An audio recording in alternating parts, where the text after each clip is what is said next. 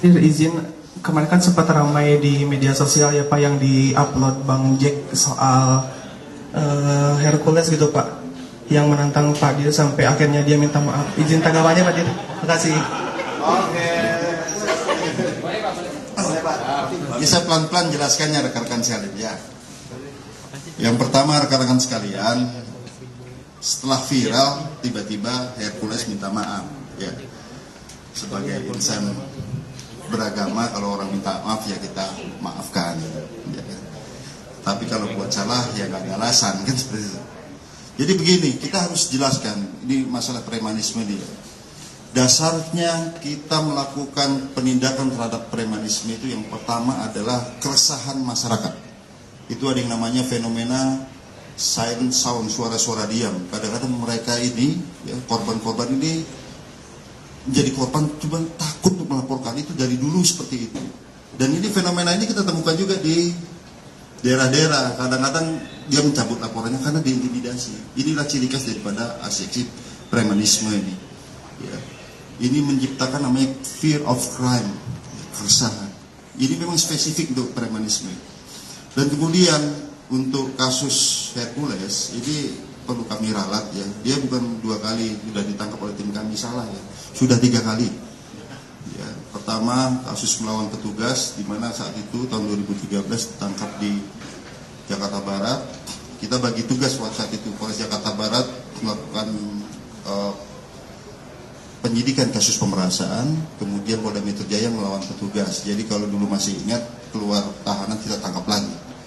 Nah, tahun 2018 kita tangkap lagi kasus pemerasan dan pendudukan lahan. Nah, selanjutnya rekan-rekan sekalian, ya, tentunya ini tidak boleh terjadi ya, terhadap ancaman-ancaman perlawanan terhadap petugas, karena pada dasarnya tidak pernah ada tendensi pribadi dalam mengungkap kasus premanisme, tidak ada. Tapi seperti tadi kami sampaikan, berdasarkan keresahan masyarakat, fakta hukum, dan di sidang secara terbuka, di sana dilihat fakta hukumnya seperti apa. Nah, kemudian ini jangan sampai menimbulkan giroh ya, wah ngancam-ngancam, jadi menimbulkan semangat buat yang lain. Ya. Ingat, petugas yang melakukan tugas itu pertama mendapatkan pelindungan. Mulai dari pasal 49 sampai 51 di sana ya, notwear apabila melakukan dalam rangka tugas jabatan tidak dapat dipidana, dan apabila dia melawan petugas ya, ini ada sampai pidananya juga, dan ini cukup berat loh. Jadi jangan sampai menjadi giroh nih, semangat tuh yang polisi apalagi menangkap, tidak. Semakin melawan semakin kita tabrak gitu, nggak ada cerita.